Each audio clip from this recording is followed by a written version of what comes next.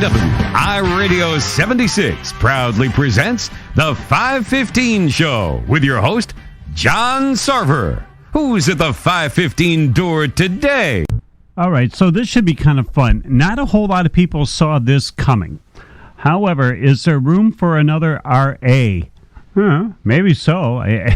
Evidently, there's going to be one. A lot of people are, and again, and it's not, thank God, it's not another association. This time, it's an alliance. Evidently, there's something way different than that. So, what we're going to do is, Hello.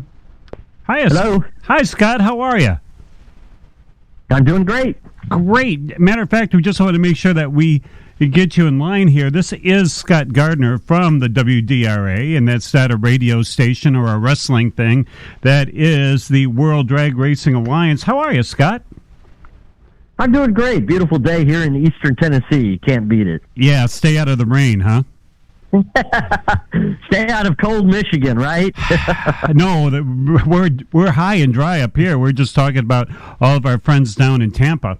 No doubt. We're going to have some of that rain over the weekend, but not anything to significance. I had a good friend that was in Northport, still lives in Northport, but he had that hurricane go right over him. Thankfully, he had minimal damage, but, our hearts do definitely go out to the folks down there, no doubt. Absolutely. But now, on a little bit of a lighter note, as we were talking about the WDRA in production, and when we were going around to Milan and all the drag strips here in Michigan, you know what, we should probably tell the fine friends your credentials. I mean, you just sit and get a want ad and go, sure, I'll take this job.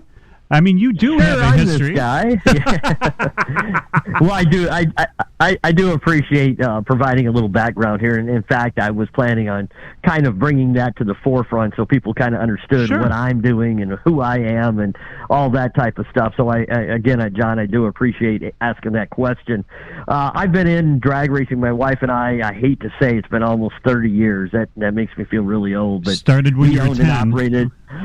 We started racing, right out of, my family raced when I was growing up. I'm not even counting those years. Wow. And that was back when class racing was the thing, and that evolved into bracket racing as I was in high school, that type of thing, where the class racing kind of went to the side at a local level. And then I went on to university, got my degree in marketing, and then I went to work for the Sherwin-Williams Company, a great company to work for, but found out paint wasn't really my passion, and I did. And at the same time, we raced semi-professionally for a while in what was called the UDRA, United Drag Racers Association. Mm-hmm. We ran in their Pro Stock series, so we ran out and kind of spent all the funds we could possibly muster, and went out and tried to be competitive. Had a great time being younger guys, my brother and I, and our girls, and did the thing. And then an opportunity came along to come in, manage the Great Lakes Dragway in Wisconsin. So I went up there and worked for a while for Broadway Bob, and then for the new ownership group that took that facility over. Really got my feet wet, your teeth cut, whatever you want to call it. Did that for a few years, and then went on to buy Cordova Dragway in Illinois. And my wife and I ran that for 20 years, and then we simultaneously were partners, co-owners in two other Iowa tracks in Cedar Falls and Eddyville, Iowa. We sold those all in 2014, went off to the island to retire. No, I'm just kidding. No island to retire. I wish it was an island to retire, but and then went on to start our own company, Gardner Racetrack Consultants, and that's what we've been doing ever since. And we took an interim position at Heartland Park, Topeka, for a year and a half for the new owner there to get that place off the ground after it had been closed entirely for a year, and worked with them. So we lived in Topeka for a short time. Then we moved down to our promised land, which we always wanted to live in, eastern Tennessee by the Smoky Mountains. And we live here now, and we do a lot of consulting works for racetracks, sanctioning bodies, sponsors, the whole world of really racing, but mostly drag racing. And the opportunity came along most recently to be contracted to work for the WDRA, Don Scott and his team, and we're happy, we're super excited, we love the vision, and here we are. All right, so let's back up just a little bit. When your family was racing, what did you guys race? What vehicle? Well, back in when my family raced and I was growing up, elementary school, junior high, and into high school, we class raced. We ran a C-gas Pinto, a Ford Pinto. We ran C-gas with a Ford Cleveland engine and a Lenco transmission, and that was in the Midwest. That was in Iowa, Illinois, up in that area. So there was several tracks there we raced at, and we'd race one track on Saturday night and the other track on Sunday, and it was all in, at that time, IHRA, the American Hot Rod Association, and we ran in their modified street class. And then, then after that, my brother and I built a super gas Anglia, and which had a 500 cubic inch motor with a four speed Lenco, which was really crazy for an Anglia. But this thing, was real low to the ground, tube chassis, crazy to drive though. I mean, just in super gas, even nuttier. But we did that for a couple of years, and then we had Jerry Bickle built and Jerry Haas built Thunderbirds that we ran with the UDRA in Pro Stock. So kind of had the racing. You know what I found out very quickly? That I was a much better promoter and marketing guy and than I was a drag racer. I mean, I readily admit we did okay racing, but there's a lot of guys and gals that are much better than I ever was. I'm always amazed by people who say they race semi-professionally because the money's still the same that goes out of your pocket. I mean, yikes. The only reason I say semi-professionally is we ran some IHRA national events back in those days, and we did run the UDRA, which we were hired in, ran at Milan several times, hired in at different facilities under the UDRA circuits. They don't exist anymore, but they had an alcohol funny car, alcohol dragster, and an outlaw pro stock circuit. So we would, and when I say semi-professionally, that means we worked, 40 hours at our regular jobs during the week, worked on the race car every night, and jumped in the truck and enclosed trailer and took off after work on Friday and drove all night to get to some track to race over the weekend to drive home and go back to work on Monday. So and do all that and win $250. Yeah, it was a great time for sure. But young, energetic, wanted to go fast. We did go fast. I'm talking back in the mid 1980s, and thankfully we ran in the as quick as 685 at just over 200 miles an hour, which back then was like that was like really fast. I mean, today it's nothing because. And I shouldn't say it's nothing, but I mean, compared to what these cars all run today, it's not a lot of comparison. So. Oh, yeah. I mean, when you take a look at that famous Hot Rod magazine cover with Garlett's breaking the 200-mile-per-hour barrier, it's like, how? That had to be some... Why? That is some serious magic there going on. Nobody will ever go over 200. Jeez. All right, so Absolutely. Now... Let us, since you're the consultant here, so that puts you right with Don and Carl on the same level. How does that work? Well, generally, Don is he's our leader. He's our guy. His vision, he owns the company, and anything that we come up with, there's more than just Carl and myself and Don in the organization, but the whole idea is, obviously he owns the company, so he's very open-minded and really listens to what we have to say. Practical experience as track operators,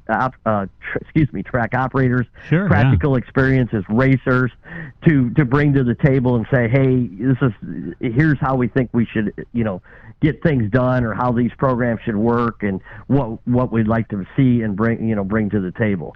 His whole reasoning for doing this is he is a very successful gentleman who owns a company with over 100 employees, and he's in the medical technology device type company. They make devices. If you get in a bad auto accident, there's a good chance that you would have maybe his devices inserted into your leg or what have you, and even deeper type stuff than that. But then a few years back, he decided he was going to buy a racetrack, bought a racetrack, and became very frustrated because of a really lack of understanding on how to operate it, and not a lot of resources necessarily to help him. And so he says, I'm running this multi-million-dollar company with 100 employees that on the back of my hand, but I can't run this small 8-mile racetrack in a rural area. Yeah, let's talk about that. I mean, the gentleman obviously, Don, if he's in the medical making the parts, and I'm using the air quotes on that, so he's as rich as you are. Okay, so we established that. So, the thing is, I mean, you're funny. God bless your wife before you go, honey, let's move to Topeka. Nah, we're done here. Let's move somewhere else. Let's go to Tennessee. Nah, Well, the worst thing, John, with that whole thing was the third racetrack. Most of it she went along pretty good with, but when I bought the third racetrack, still operating 2, and the third one came along, she told me no, and I still did it anyway. But I lived to survive. I survived. I'm still here. We're still happily married, but it wasn't the brightest move in the world. I mean, thankfully it worked out okay, but there was definitely some. Yeah. I mean, how did you? That way. How did you smooth that? I mean, it's not like you went out and bought a new pair of shoes when she said no. You bought a racetrack, which probably costs a little more than $10. And so it's like, what were you doing? Take her out to dinner and you go, but you know what, honey? Crazy thing. By the way, I went ahead and did that track deal. What? Yeah, it's kind of one of those deals. But I put your name on it, honey. Yeah, your name, honey. I will say that, when we first did the first racetrack, which was the Cordova Dragway in Illinois. Yeah. That's on the Iowa and Illinois border. We bought the facility. It was pretty run down, and we didn't have to really much money, and we went out and did some things that I probably wouldn't recommend, like racking up credit cards and dreams and visions and all this type of stuff. And thankfully there was people that helped me immensely along the way. Bill Bader Sr., I mean, he was a guy from Norwalk that just embraced and really, I learned so much from him, and Royce Miller at Maryland International, and some of these other Jason Peterson at Martin, these guys that have that are doing it, and they've been around, and we're able to work with each other. And but Bill, he's really the guy that was there and had my back. And the first year of running that track, we had a tornado come through,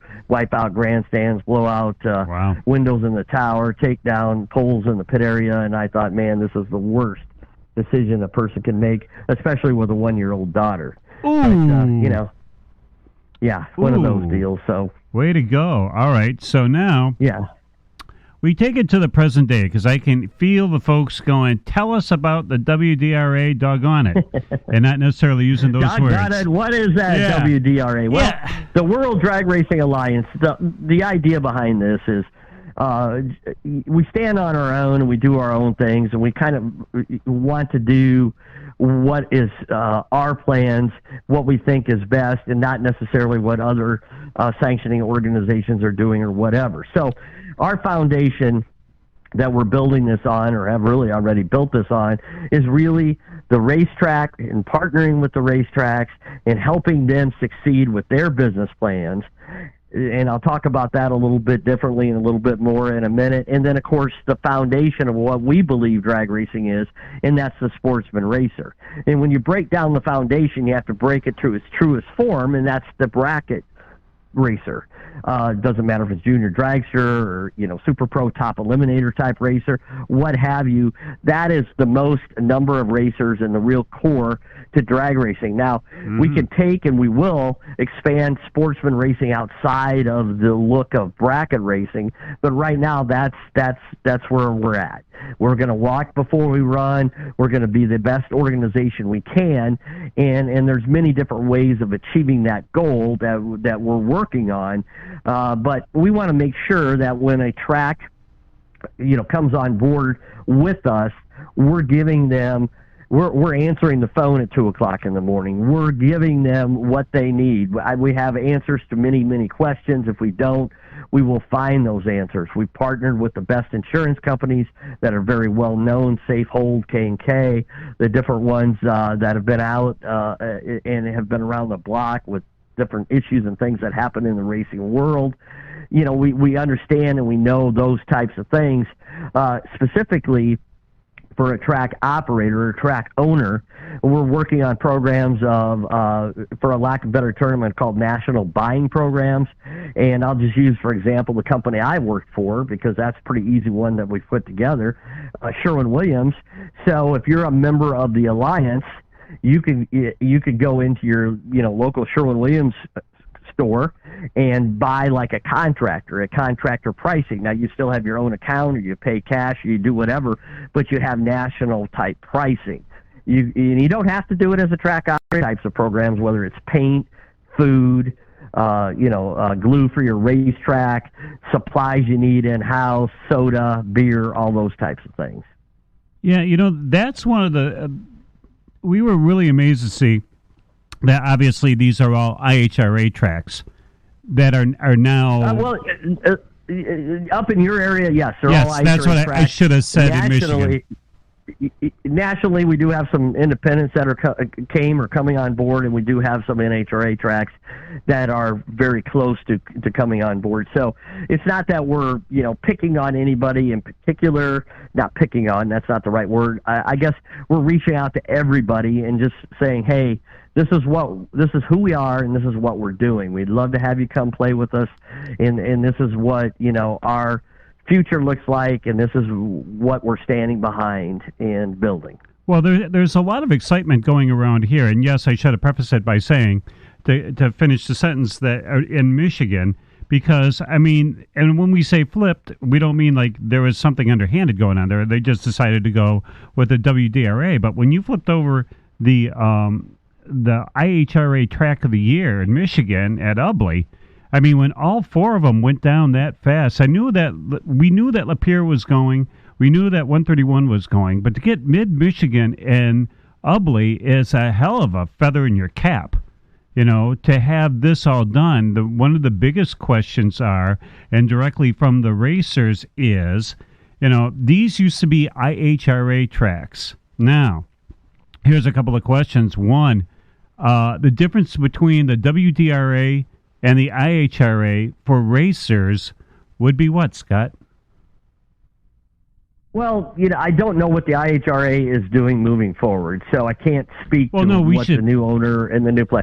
But based on what they had done in the past, we're taking a lot of those types of programs and making them better. We like the idea of still having, you still operate on your level at your racetrack. You still have a team finals, a bracket finals. You go to a tournament that the tracks take their best teams to and race, and then go on to the big dance, which we call the World Championship, which we announced a $250,000 program for true world champions. And two ways to earn that: you can earn it locally by being a champion at your racetrack, and also by winning the bracket finals, which we want to have obviously strategically in every area to keep the travel down as much as possible. But so that does sound very similar to what they have done in the past. Mm-hmm. The difference is we're working very hard to add additional value to that program. Coming out on Monday will be an announcement, a press release about partnering on a very big sponsor program that are going to provide prizes and certificates to the winners in the team finals and to the national champions, and opportunities at the local racetrack. This is a brand new program, never done by a sanctioning body, and brand new for the racers and the racetracks.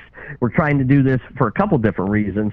One, it helps entice people to say, hey, I'm going to go race. I'm going to run a point series at my local track.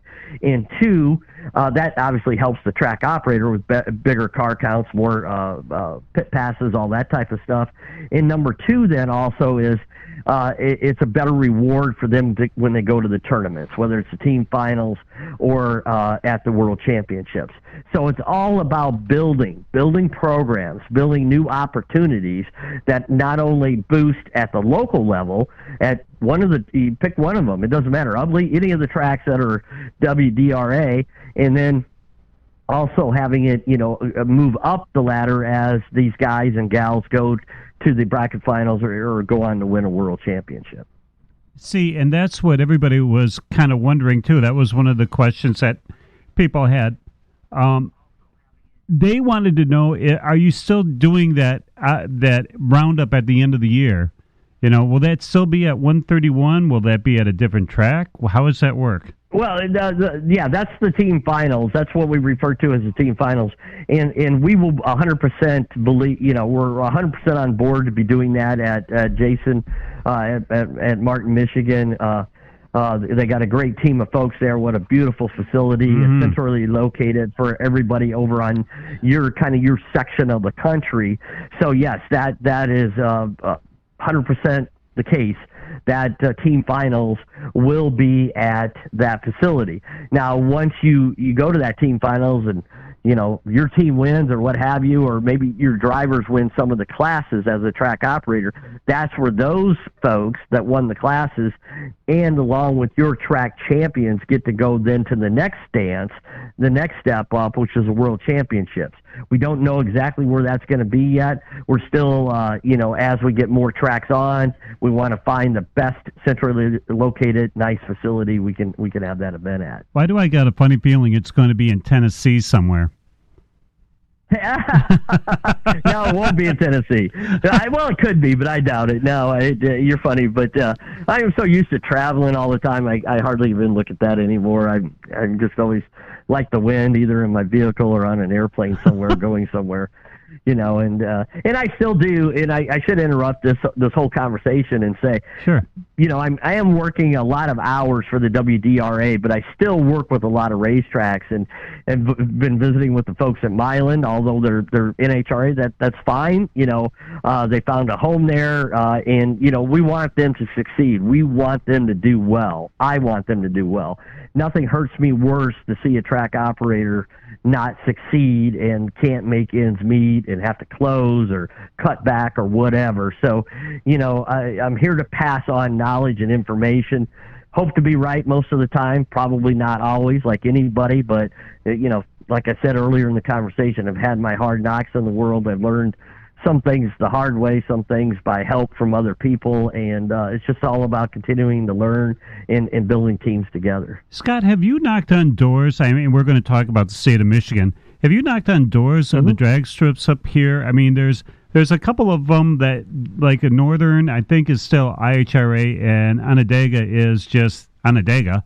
Have you talked to those guys? I mean, do they contact you? Because it's I haven't talked to anybody Onondaga. I know that the gentleman that was running that track is now, I believe, running a track in Kentucky, maybe. So I don't know what the current status of that is. Not that we won't talk to those people. I've talked to a lot of independent tracks throughout the country that aren't sanctioned at all, but they do have to meet a minimum underwriting guideline. And when I say that, there's certain safety things the track has to meet before they can be WDRA.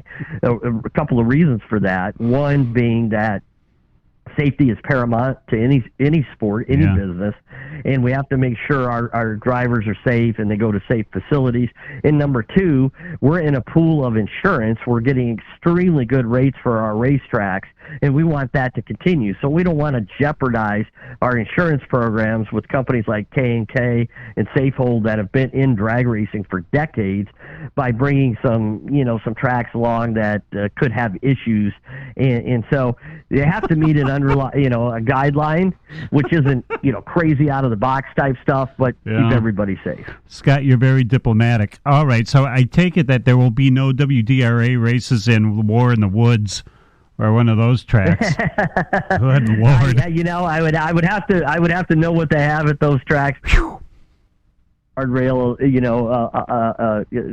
certain, height along the edge of the track and in the condition of the race surface and grandstands or where they stand have to be so far away and all that type of stuff. I mean, it's sensible rules, but yeah, we can't bring facilities in that are more like street outlaws than they are, for your own puddle. Okay, so now here's the story. Yeah. A lot of these let's just say these 4 tracks in Michigan, and that's what we'll focus on because the 4 tracks in Michigan will mirror the other WDRA tracks, I believe, around there. All right, so I'm an IHRA driver. I have my all my credentials. I have my license. I have all this stuff. Does my license now transfer to the WDRA? Do we have to do new things? Is there a physical? Right. I mean, what do we got to do now? That's the $100 million question, but I'm glad you asked it, for sure. We understand we're not trying to, make it, I got to spend more money type situation. So if you have an NHRA license or an IHRA license, we will take that license and whatever's left on it, or membership, and whatever's left on that, we will transfer. We will equal that with the WDRA, not transfer. Transfer is not the right thing. So if you've got a license good through 2025, whatever it is, 2024, and we will give you the same license, WDRA at no charge. So you will just basically, for a lack of a better term, I'm going to say grandfathered in. Now, when that comes up for renewal, then you would be susceptible to have to renew it, but the rates are extremely inexpensive. And that's the other thing I should chime in with. A lot of people say, well, why should I join a WDRA or an IHRA or an NHRA? Well, I can't say what IHRA is doing moving forward, but in the past and what NHRA currently has, along with WDRA, is when you become a member, you automatically get so much insurance coverage. So if you're on that racetrack and somebody else runs into you, it absolutely had nothing to do with you. You get hit on the racetrack, you get hurt, your insurance company says, you were racing. We're not, there's no way in heck we're covering your medical expense. That's when this kicks in. So for the $100 membership, you get this awesome insurance that really covers your rear end out the racetrack, whether you have insurance or don't. Because as a track operator, I've seen it. I've seen people have great insurance and it gets kicked out because it happened at the racetrack. Wow. Okay, so now you got cool insurance. Now we're going to be grandfathered in. With the air quotes going on here. So that's me as a driver, so that's cool. I got that far. Now, I just happen to have this fine 340 Barracuda here. Ooh, says 340 on the side, but is it really underneath? Now, tech spec and rules. Is there a new rule book? Are you going to follow somebody? Somewhat thankfully, the rules in drag racing are very much the same, whether you're looking at NHRA, the past IHRA, or the current AHRA that's got a couple of tracks. They pretty much mirror each other. The IHRA in the past always had a little bit more leniency on some things that really, in my opinion only, needed to be there because the helmet thing was pushed to extreme, and some of those types of things. Our belief, or the WDRA belief, is to obviously be safe, and that's number one. But number two is be sensible about it. If you run a 13-second Barracuda, we want to be able to look at things like why have to get your seat belts recertified every 2 years. Maybe we're able to push that to a 4 or 5 year. Wow. Now, if you run a 6-second, if you're running a 6-second dragster, yes, you need to get those belts recertified on a regular basis. So I'm not saying that's exactly going to happen because there's a lot of steps involved with that particular rule, but I want to give you the idea there that we look at everything from a sensibility standpoint and looking at what makes sense versus what was written and why it was originally written. Sometimes rules are written for not so much for the rule, but for other reasons. Okay. So somewhere over the winter when there's a ton of snow in Michigan and we're putting the logs in the fire and stuff, would there be a full rule readout? So we make sure? We believe we want to have that done no later than the first of the year. It's already in process. It just takes a while to get these things done, especially when you want to make some changes here and there. And the other thing I want to kind of set off to the side is that, or bring up here that's kind of from the side is the whole idea of the new cars that are coming out today and how fast they run. Mm-hmm. We very much want to embrace those folks that are buying these hot rods off the showroom floor and allow them to come out and race at one of our WDRA tracks without having to screw around with those cars. We call that factory street in WDRA, and it's a new model production cars produced from the factory without further safety related restrictions. So a lot of times these cars all have the side bags, the curtains, all this type of safety in them. So they're super safe, but they're just safe in a different way than we know a race car with a roll cage. So we're comfortable with that. We understand that. We understand where the world is going, and we don't want to exclude these people from coming out and racing a test and tune grudge night, fun night, whatever we want to call it at our racetracks. All right, so if I run that class and I have, say, a 2021 Hellcat, all right, how much modification do I have to do to run in that class? There's certain modifications that we allow to do, like change some of the tires and do different things, but you can't necessarily go in and make wholesale changes and take it away to where the car wouldn't be under warranty anymore. Yeah. When you start making those kinds of changes, then that kind of reflects back to the sanctioning body in that, okay, they're making a lot of changes that are outside the scope of what was designed for that class. So, and I'm not the rules guy, so I can't give you chapter and verse on those. Sure, yeah. But again, you're going to be allowed to do some modifications.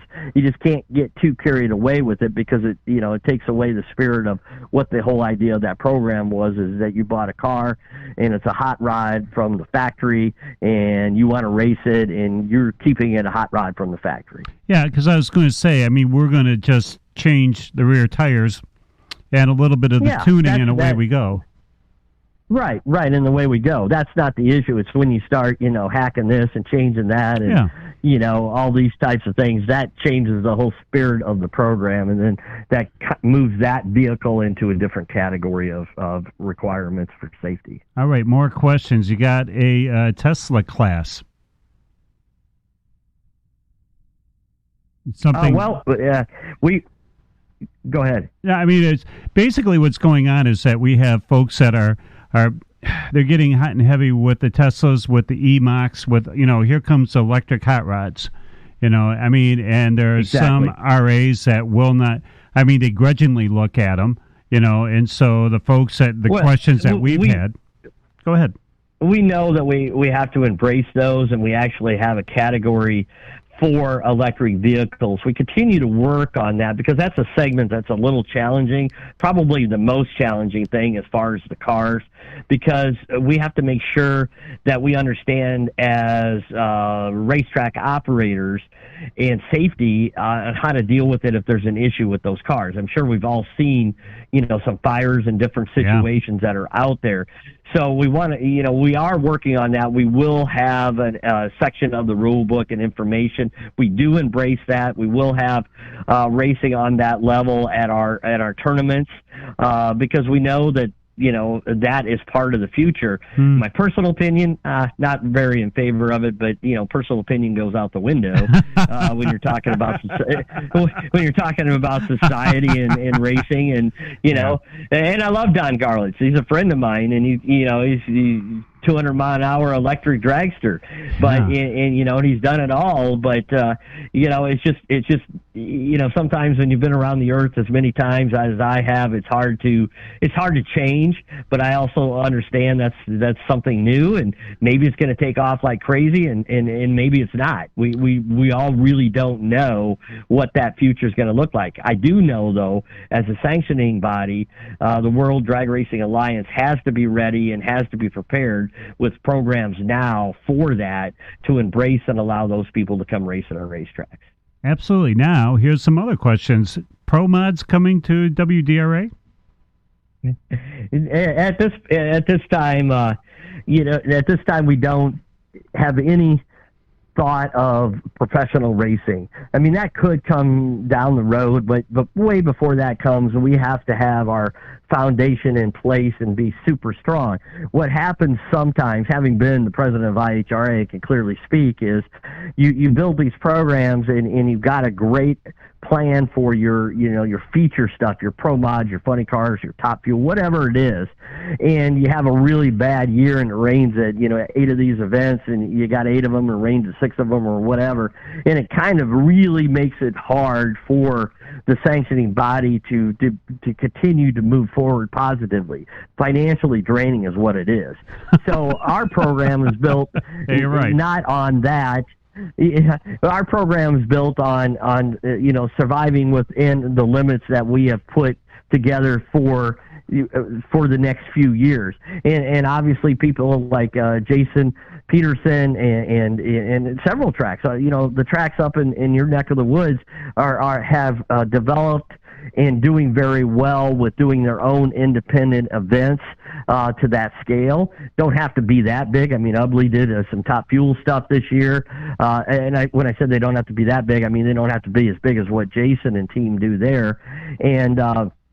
And really what I want to do is be a part of helping tracks do that, helping them plan those events if they want, because I understand you bring those feature pro mods in, or jets, or funny cars, or whatever, you bring them to your track. That's where they'll get a lot of fans, maybe get new people exposed to sportsman racing that want to come out and race on your Friday night test and tune grudge night.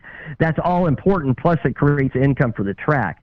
So having been pretty dang successful with those bigger events, including now I do work with Funny Car Chaos and some other series, we've been pretty lucky and fortunate to have a good team of people that we believe we can help tracks and say, listen, in your market, the size of your market, what you've done so far with the facility, you could plug in X here at this price range, and this is what we project you can do, as long as, you know, the other variables in our world don't happen, like a pandemic or a rain event or a hurricane or whatever.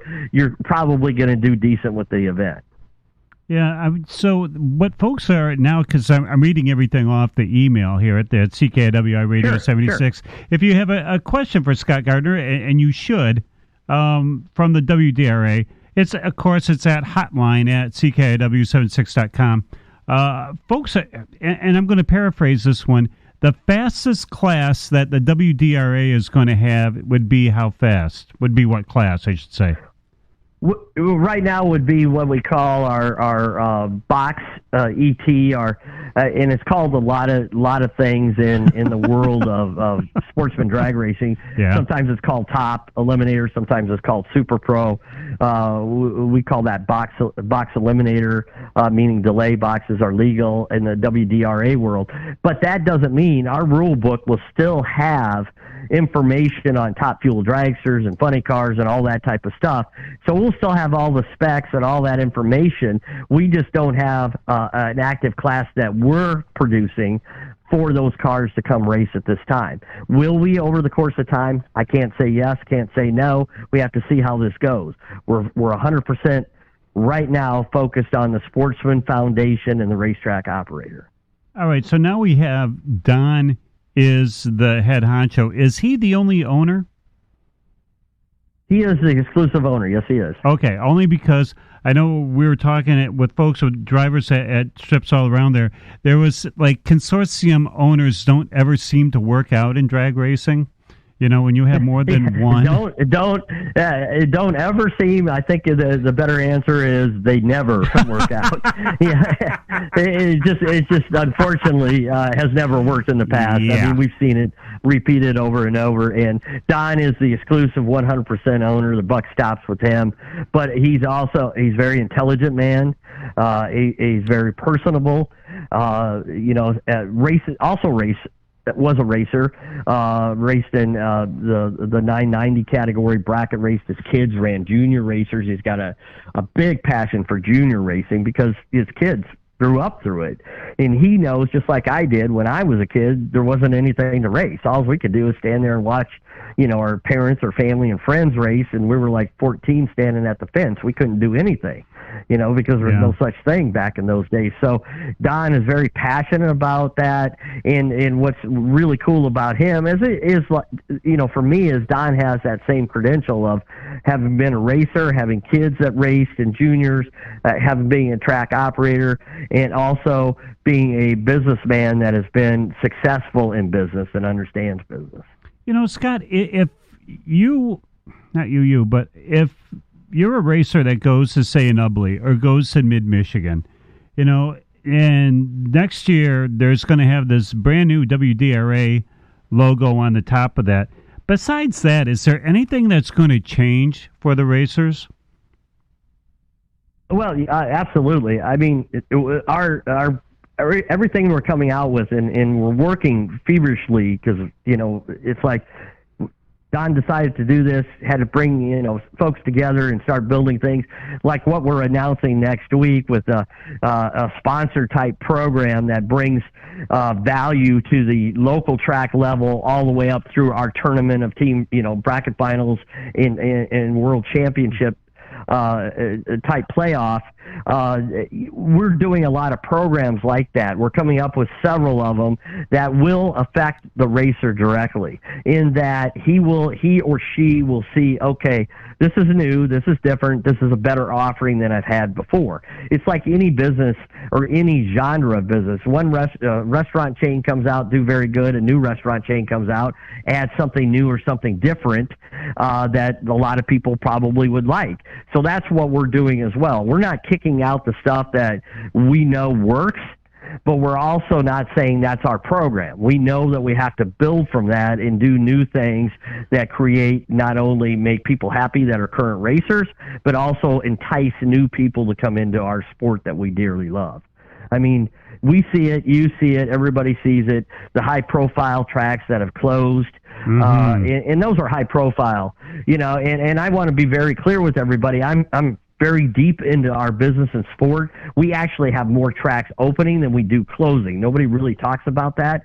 But the problem is some of the new tracks opening aren't to the standard that we would like to see with safety and different things. They might be opening and more like you talked about, in the woods or whatever you said, this track. And we really want to see these tracks be able to step up and meet the guidelines that set forth, that they can be a member and get the insurance, premiums at a low level and be an insurable racetrack and all those types of things. So we don't do ourselves any good when we lose these big facilities that are top-notch, beautiful, nice places, and then add a bunch of facilities on the lower tier that don't meet even a minimum standard.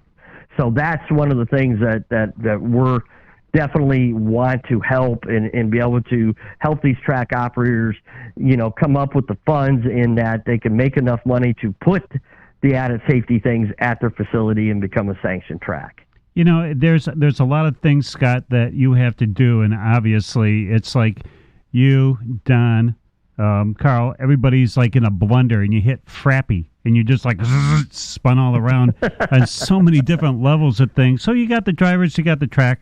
What are you guys going to do for the fans? I mean, one of the most pathetic things that we see when we go from track to track is that we get 200 cars, and I'm expanding on that, and we get about 7 people in the stands, and we know that there's a huge, boy, you guys have, you're at the right place at the right time in Michigan, because there is a couple other RAs that the sportsmen, says, I think we're feeling locked out. I mean, it's no secret. When you see drag racing on TV, it's the NHRA and it's the smoke and noise class. Here's Top Fuel, here's Funny Car, here's whatever their pro stocky thing may be of the day, and now go away. And you can run, 4 Top Fuel races all within 5 minutes and a commercial, which none of that's real. So yeah, exactly. What I mean is, a WDRA, are they going to have, besides CKiW iRADIO 76, is there going to be some kind of a media outlet? Is there going to be some kind of streaming TV contract for a brand new RA? I'm not sure about, but we're working on, obviously, streaming and in the world of the internet and watching a lot of different events out there. We're in negotiations and talking to companies that one idea that we kicked around is potentially, featuring different tracks at different times and having the group come in and put their event, their sportsman event, on the internet, a complimentary type deal. There's a lot to be worked out on those types of stuff, but we are dreaming out of the box on this. We know we got to get more people into the stands. Yeah. One of the ways is people to understand that racing out there isn't just for somebody else. They could come and do it. That's the thing that I was always challenged with when I was a racetrack operator, is I'd run into people all the time. I says, well, you ought to bring that out on Friday night. What do you mean bring it out? Well, yeah, our tracks open on Friday night, and for $30 or $20, whatever it was that time, when I ran a track back in 2014, come on out and make as many runs as time allows, and you can blow off some steam and have some fun. And half the people don't even know what I'm talking about. So that's the first step, is get people engaged where they can understand and they know they can do it. Then that excites them enough to say, hey, I want to go out to the track and watch these other guys because I want to learn how to race like they do. And I know I can't just do that without just getting my butt kicked by this gal or this guy because they've been doing it forever. So it's the process of welcoming people in. The second half is really encouraging tracks to do some promotions that are out of the box. Business cards that say two for one, 2 for 1 admission to come in at your spectator gate. Not designed for crew people, all that type of stuff. Designed for new people to come out to the racetrack and enjoy whatever. Tracks open Sunday afternoon, maybe a Sunday afternoon. Tracks open Saturday evening, maybe a Saturday evening. Enjoy a nice sandwich out of the concession stand. Watch, a few rounds of racing, and there's your entertainment for the weekend. You know what? You must have been listening to us in the beginning of the year because, man, we were proposing all kinds of stuff, and you don't even have to go back heavy in history. I mean, even the Friday night test and tune date night, all women in go for free. Exactly. Those types of things. I did an event. I was blown away. You always have to kind of think about who your fan is. But I was one of the first tracks to do kind of a what we call the midnight race, and we actually raced from 11 p.m. till 3 in the morning for street legal cars and trucks. They had to have mufflers, DOT tires. They had to drive in because I had to get authorization from the county.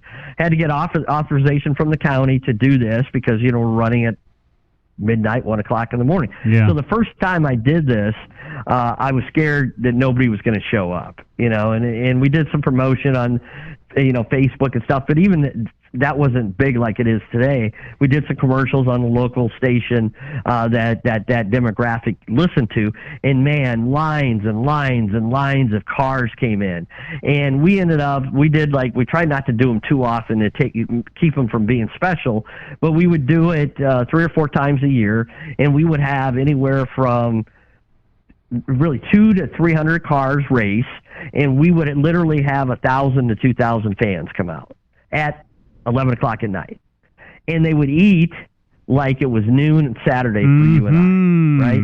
And so I had this grand idea. I'm going to do 4 of these, and then the last one, the 5th, I'm going to do a quick shootout of the fastest 8 domestic cars and the fastest 8 import cars.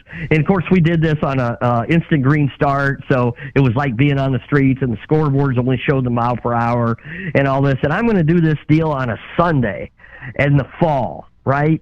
And it's going to be this culmination event. Guess what? Nobody showed up on Sunday. Half, not even half. A third of the cars and a third of the people came out on a Sunday. I was so close. I teach myself? I taught myself a lesson that you can't make everybody fit into your box. You can't, just because that's what I thought would be cool. They didn't.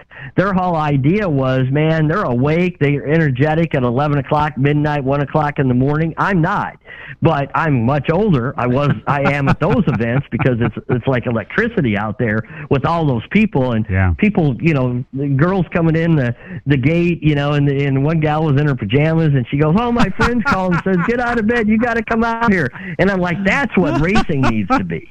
Yeah. That clean and fun, and it was what I call just they all had their little groups they hung out in, and we did a burnout contest, and we did sound drags for their stereo competition and all that type of stuff, what they liked. And that's the same thing we need to do with sportsman racing. We need to be able to adapt it and fit what people are looking for in entertainment. Racing can be very entertaining. It's just that we've oversold the top fuel cars and the pro mods and all that type of stuff to where if people don't think that's what's going on, they don't go out to the racetrack. Well, our whole thing here at CK is that people can't relate to a $2 million team. It's nice, when you have a top fuel racer that's flown from city to city and they have two huge, Peterbilts and all kinds of stackers, and they have their own onboard machine shop and stuff. We have a picture, I think it was from National Trail, where a guy had, it looks like maybe a 68 or 69 Impala, and he's by himself, and he's got some milk crates and some trouble lights, and he's wrenching, and it looks like it's at 1 o'clock at night, and he's all by himself, but God bless him, he's still working at it. Those are the people that have our hearts, because that's how you grow this thing. Just like you said before, when you see a guy and you say, "Hey, why don't you take my track on Friday?" That's what grows it. How many pro or top fuel teams are there? Really? Less than 10? How many people? There's not a lot of teams just because it's a multi-million-dollar deal now, and it's just very, very extremely hard to make ends meet in that world as well. But you're exactly correct. And to take your point one step, I also now consult for one of the tracks that I used to own, which is the Cordova track in Illinois, under new ownership. In 2022, they had Hot Rod Drag Week come through this last week on Thursday, not this week, the week before, come through on Thursday. Okay, it's a weekday, right? And I says, okay, I'm very familiar with this. A lot of people are going to be interested. We got to get the word out. So we did a lot of internet-type advertising, through Facebook, social media, and Thursday, the event started at 8 a.m. It was done by 2 in the afternoon. We had 300 cars come through for the Hot Rod Drag Week, although it was the fourth day of the event. And, listen to this, 1,700 spectators on a Thursday. That's what you need. And see, that's what, I don't know if track promoters, and I understand where they're coming from, but, it's easy for us to say as CK, look, test and tune is not really a race. Let folks come in one time for $5 a head, or how much you can fit in your car for $25, because these fine friends like to buy $4 Cokes. And if you bring your kids, damn well you're buying the $3 ice cream and the $6 hamburger and stuff that probably you didn't, it's not worth, not worth, but it doesn't cost $6. You're going to make profit on that end. And then if they have fun, tell 10 friends to come back next week or whatever. That all it takes is one time. You're fighting against a whole lot of stuff that people can do, and we have a whole generation that likes to look at their phone. Come out to the drags. You take a look at some of these films from the mid-'60s and '70s, and when you couldn't fit anybody else in there because they're all having fun. And the deal was, Scott, that these cars were relatable. I knew somebody that drove had a Plymouth. I know somebody that had that Fairlane. I can relate to that. And nowadays we lost that, and that's why we love sportsman racing so much, because you grow it with the sportsman. You don't grow it with the funny cars. The funny cars, that's nice. They have their place. Everything has its place, but we can't just kick the sportsman to the curb because where everybody has their eyesight on the other side of the coin. The other thing you brought up there is a very good point in that we have to remember what society is today. Go to dinner one night and look around in the restaurant. Everybody sitting at tables are looking at their phone for the most part, right? Go stand in line at a Buc-ee's or a convenience store or a coffee house. I don't care where you go stand in line at. Everybody's looking at their phone. So we need to, as an industry, whether it's WDRA or anybody else, we need to learn how to have interaction with our phones for the fans.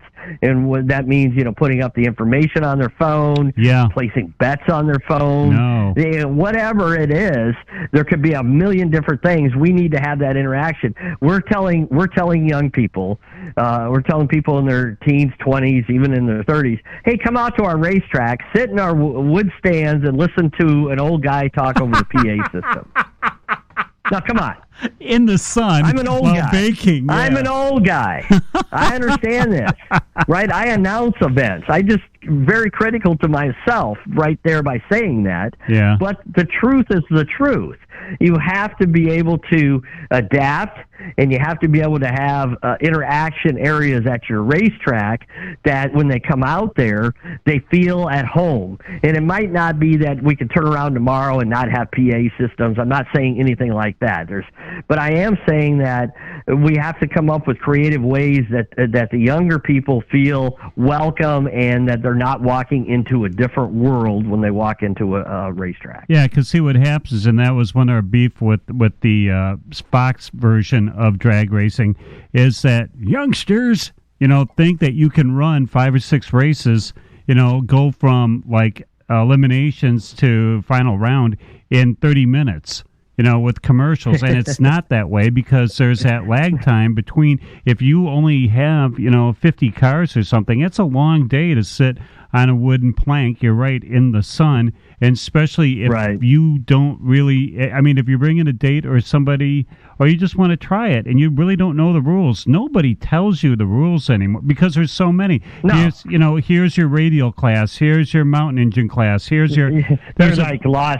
They're already tuned out because it's way over what they want to think about. They don't want to think about all that because they're not a junkie like some of us that love all that type of stuff. But one of the things I was able to do that some tracks probably are doing as well is, thankfully, the tracks that I operated, they were mostly Saturday night tracks. So we would start our, time runs for the sportsman guys, do all that kind of stuff. And we would have an influx of people. We would start our first round at 6 o'clock Saturday evening.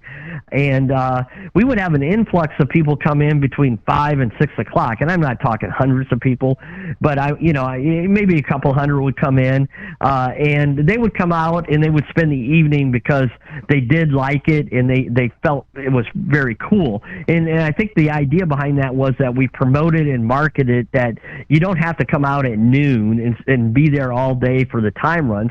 Come out, a half hour or 20 minutes before we start first round and see the competition and see what's going on. And that then, is a much different look than I've been out here for 8 hours and nobody's even raced yet. Yeah, because even in horse racing, they don't have that long of a gap in between. And if you've never seen a drag race before, there is some downtime, and there's not a whole lot of things to do sometimes. They don't have it fan-friendly. Well, that's the thing, and it's got to be fan friendly. And we instituted things like the playground for the kids, and I'm not proactive or saying that this is something that tracks need to do, but one of the tracks that I owned, we had a bar on the grounds for those 21 and over and not racing, so you could go over and actually sit in the air conditioning and watch the monitor and watch the races there. It just things outside the box a little bit, of what we would think, and that's then what allowed us to have more people than average going to events on a regular basis, because there were these other things outside of just going and sitting in the stands for 8 hours and scratching your head. And that even goes to the concession and merchandise side of it. We had a what we called like a malt shop, where you go up and you can get a malt made right there, and different ice cream and different novelties, I call them. That was the sweet shop type thing with cookies and brownies.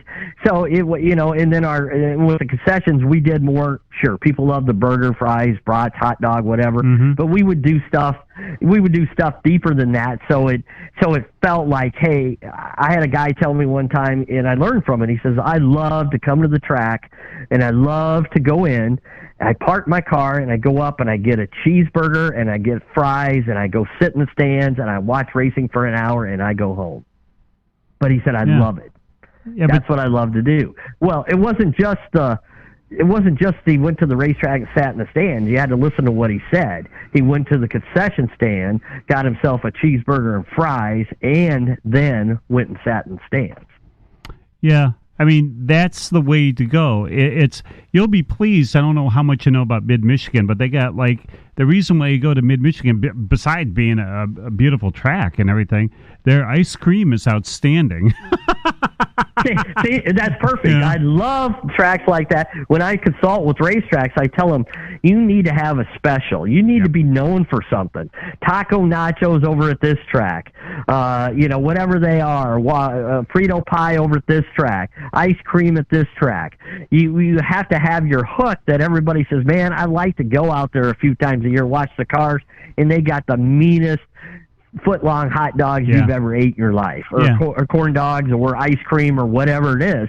But we oftentimes, as promoters, forget. We get affixed into the rules so much that we forget that we're also concessionaires. We're also got to have clean bathrooms. We also have to have playground for the kids. We have to have, the mom's got to be happy, wifey's got to be happy, and sometimes that gets difficult because we wear a lot of hats.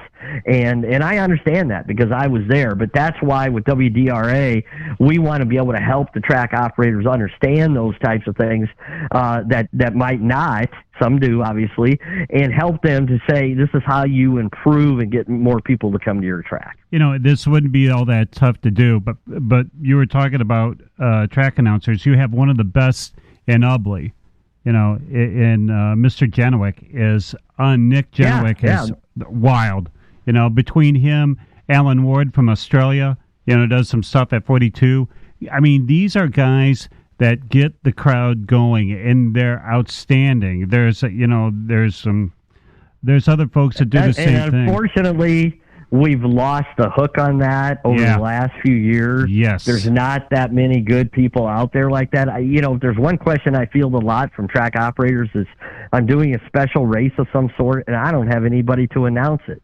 What do I do? There isn't. We haven't done a good job of an industry of building those people up and training them properly.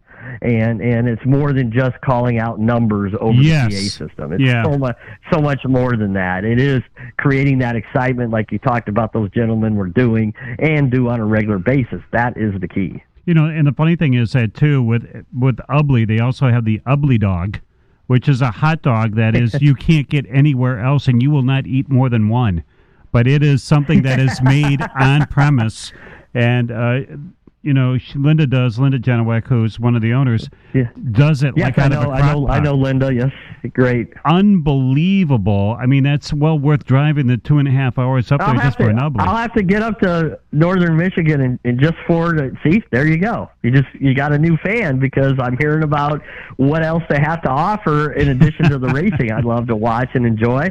And I wish more tracks would get that and understand that. Yeah. Because that does help them. It does create that specialty thing that they have that people in their area say, I'll go out to that track. Or when we go out there, the wife doesn't really like cars and racing so much, but she thinks the food's cool, the bathrooms are clean, and we're good to go. There you go. And there's another Mid-Michigan hallmark. I mean, I didn't know until we started really doing drag racing heavy that flushing toilets may not be an option, in some of these places, and you're not going to get the wife, you're not going to get the girlfriend, which means it's going to be a tougher time for you to go.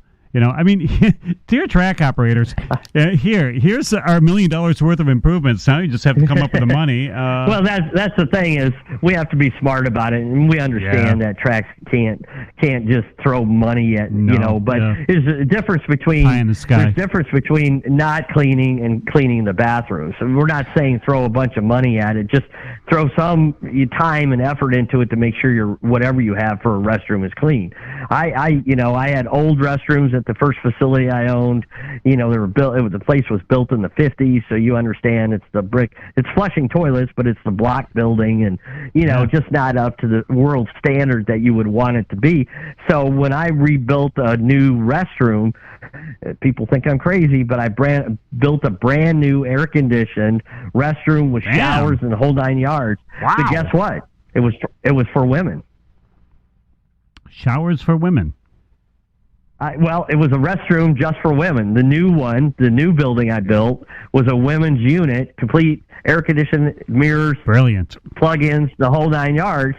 And then I converted the old women's block building into another men's unit, so there was double capacity for the guys. But let's be honest, most guys aren't nearly as worried about where they do their business at, right? True. So again, I took the chapter out of the book and said this was going to help our racetrack a lot, and I heard it over and over after that man, my wife loves it. You did the right thing. It's air conditioned, got the nice mirrors they can plug in their curling irons, private restroom, private shower, changing area, private. Damn. And I wanted to be able to do it for both the men and women, but I didn't have the funds to do it for both. So I had to pick one to start with. I said, the women's got to go first. I'd be concerned if there was a sportsman racer that was coming out with a curling iron, a guy, I should say. I don't think you had to worry about that. Now, I've seen women come out with them. There's no doubt about it. And as you well know, there's so many more gals in our sport these days. Yep. And that's awesome. I mean, I watch junior racing all the time, and those girls they're spectacular. And a lot of them, grow up to be adults and continue racing, and that's what we want them to do. We don't want them to forget that and say, that was a great time in my life. Yeah, you might go on to college, and you might, get married or whatever, but we want you to come back, and we want you to be a racer the rest of your life. All righty. So now this is what we have to do is break in just real quickly. It's we know that with Scott Gardner from WDRA that we're running way over time, and we'll make it up on the Detroit Sports Authorities that will be coming up here at 7 o'clock today. If you love sports as much as they do, you'll love the Detroit Sports Authorities live every Friday at 7 o'clock. So we just want to tell the affiliates down the road that we're just running just a tad over, but it's well worth it. Scott, let's just sum this for everybody that's coming up. If I'm a racer, WDRA gives me ... That's where you come in.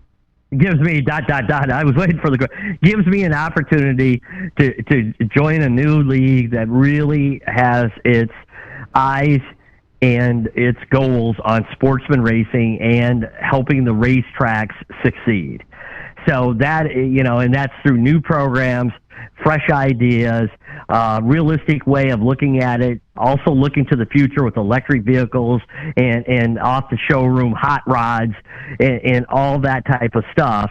And at safe facilities, good partners, helping them succeed is going to make the racer's life better. And doing it through a variety of programs. We're racers, we're track operators, we're business people, and this is what we do. When you say fresh programs, what do you mean? Well, like fresh program, for example, would be the one we're announcing next week, and I can't talk too much about it because we're announcing it next week. But that's if you know about contingency sponsors, basically a contingency sponsor is you got to run that part on your car, and you got to run that decal on your car, and you might go to a national race and get paid something. How about that fuel in your car and not Sunoco? Right, exactly. Well, the program that we've kind of put together in partnership is racers will get certificates. They will get huge discounts on buying stuff for stuff they use every day, but they don't have to run the part in their car. Wow. They don't have to have. Wow. They don't have to have Sunoco fuel in the tank, that type of thing, because we figured out, and the manufacturers figured out, is it's great to reward racers that run your stuff. There's nothing wrong with that. But what about wanting everybody else out there in the world to run your stuff? This is a way to entice them to say, hey, I'm going to try this company's, gauges, because they're giving me X certificate dollars that I can use to buy their stuff, and I don't run their stuff currently. So this is something new, and this will float down to local tracks all the way up through our dance, I guess you would say, our tournament, and the big dance to go to the World Championship. So those are the types of programs I'm talking about. We've got a lot of ideas. We got a lot of work to do in front of us, but that is what the future looks like with WDRA. Yeah, because what's happening is that folks go, yeah, we hear a lot of word salad. It's kind of like when a new manager takes over, a baseball team. Yes, we're going to go to the World Series tomorrow. How are you going to do it? Somehow. When is it going to be? Well, we got some thoughts in place. All right, and so and that's why it's very important, and we're putting out press releases saying this is our $250,000 program. This is what we're doing. We're communicating with the track operators, and everything that we say we're going to do, we put in writing and put it out there. This is what we're going to do, because I had the same thing when I bought the first racetrack, which I told at the beginning of our conversation here. I said it was a very ran down facility, and the guy that owned the track before me wasn't going to do a banquet for the racers, and I took over in the wintertime. So I did a banquet for him. I had nothing to do with that season's worth of racing, but I put on a banquet for him, and I got up there and said, this is what I'm going to do, blah, blah, blah. And they were like, yeah, right. We've heard this story before. Yeah, right. That's never going to happen. But it did happen, and I made sure it happened. So I'm very careful when I talk to you and other people that I only talk about things I know are going to happen. Okay. And I don't get too far down the rabbit hole, because I don't want to say stuff that isn't true. Well, we want you to.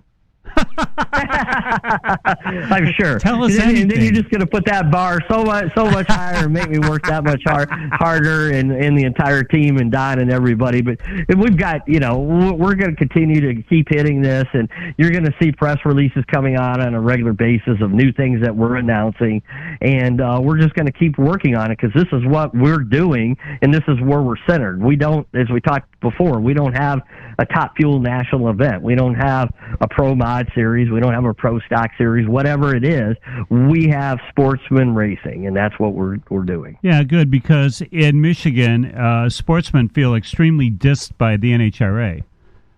Because you want TV, here's the pretty girls, and you normal-looking people, sorry, ladies, you don't make it. So if you're not Top Fuel, you're not Funny Car, you're not whatever, you don't get TV time whatsoever. And if you do, and there's so many times you watch it and say, you know what, I don't care about these interviews after when these Top Fuel guys win and, their rounds.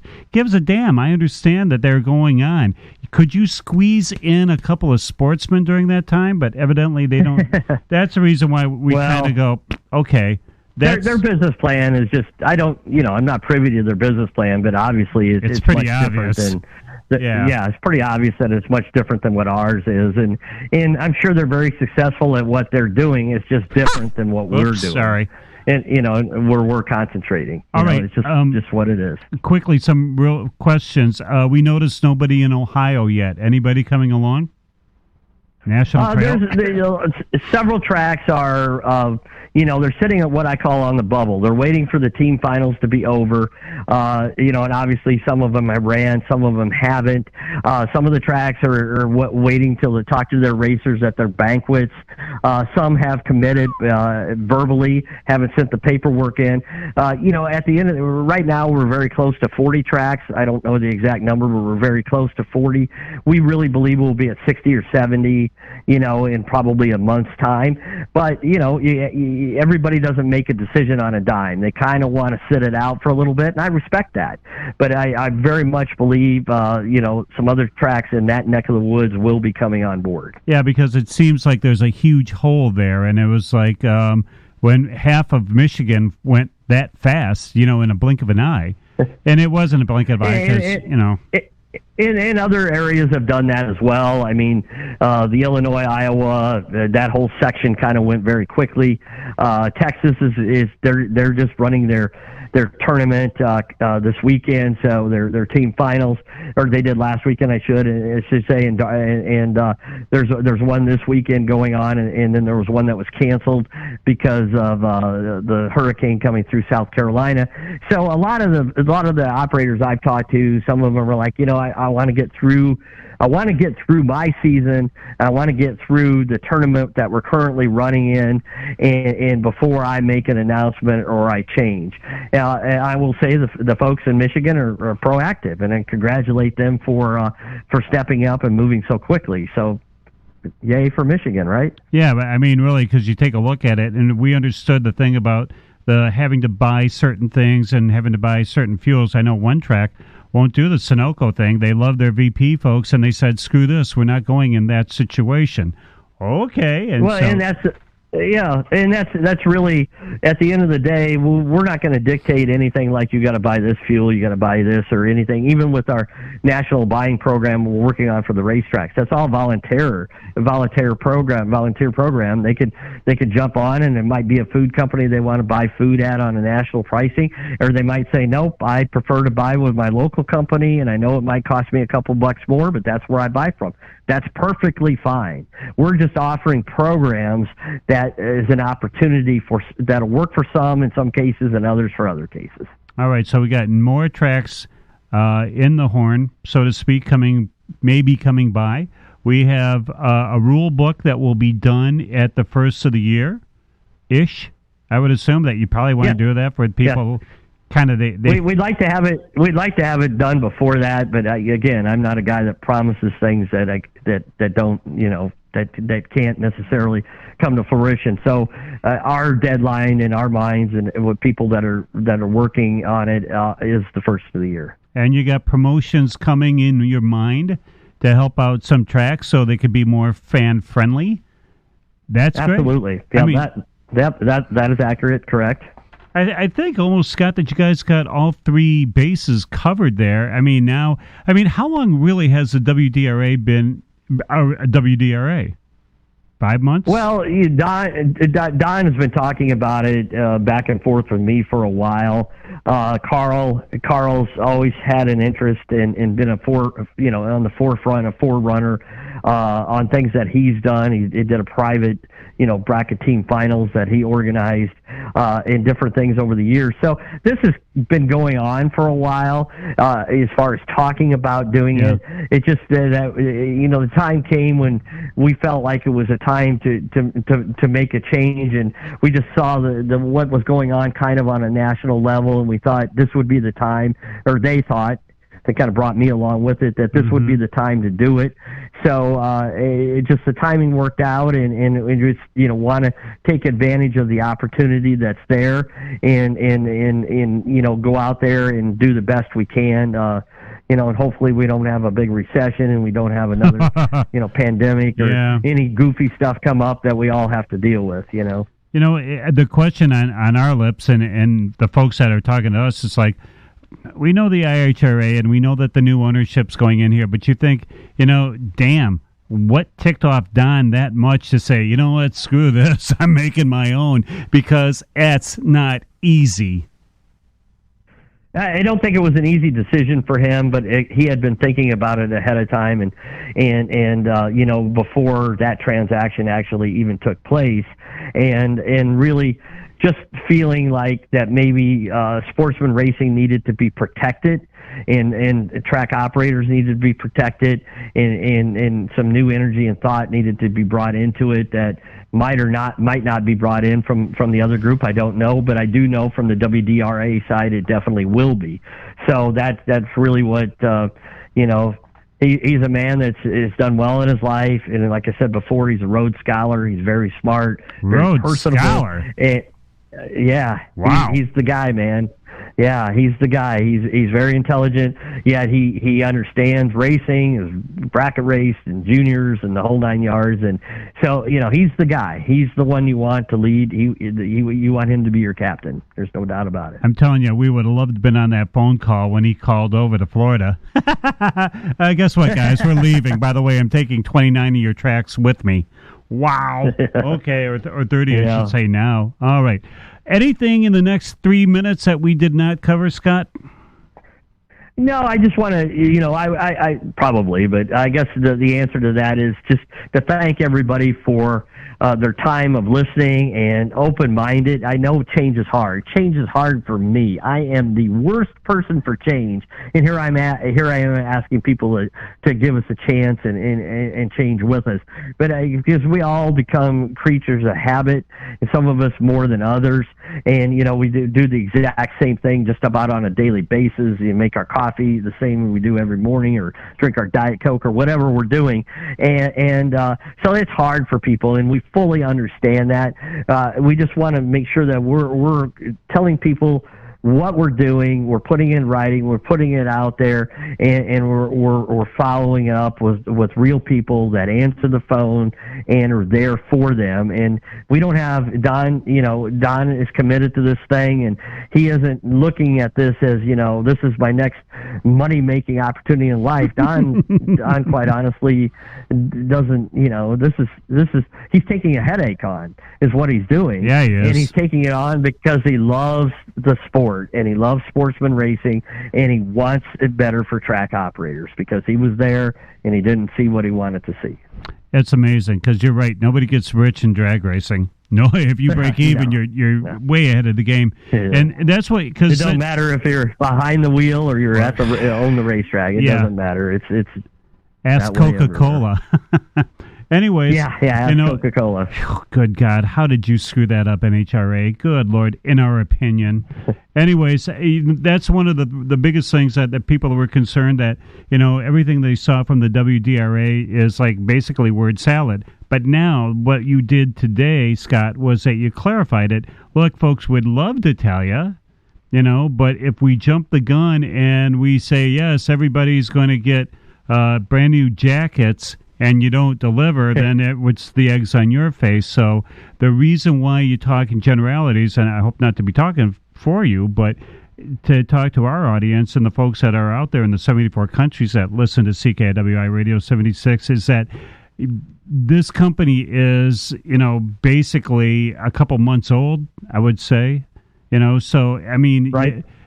There's a lot more. I mean, ask the Harold and Perry at Milan, how much you think, this will be easy. We'll just open up a track, and what could go wrong? There's a lot. I give those guys a lot of credit. They're kind of like Don. They jumped in the deep end very quickly. Yeah, and then it's you notice you haven't touched bottom yet, and you've still been in the water for a couple of minutes.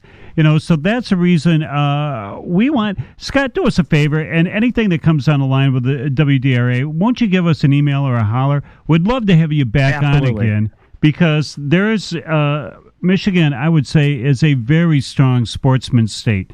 Extremely strong. No doubt about it. Sportsman racing, sportsman hunters, sportsman boaters. Yeah. I can't forget the guys with the sleds out there and doing their thing, and gals, and for sure. No doubt about it. Yeah, let us know, because our listeners, and we do too, we want to know, and we'll be following you guys closely. And if we don't hear anything for a couple of days, we're going to wonder. So you can always give me a call, and we could.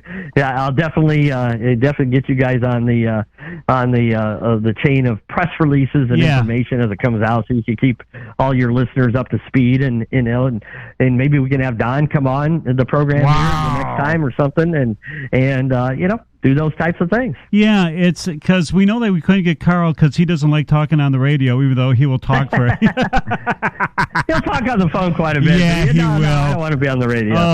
Talk about Carl's a great guy. Talk about a straight shooter, man. Yep, for sure. I mean, no the doubt about story it. said he was telling us, and we're going, okay, I know that's not for publication, but that's cool, though, dude.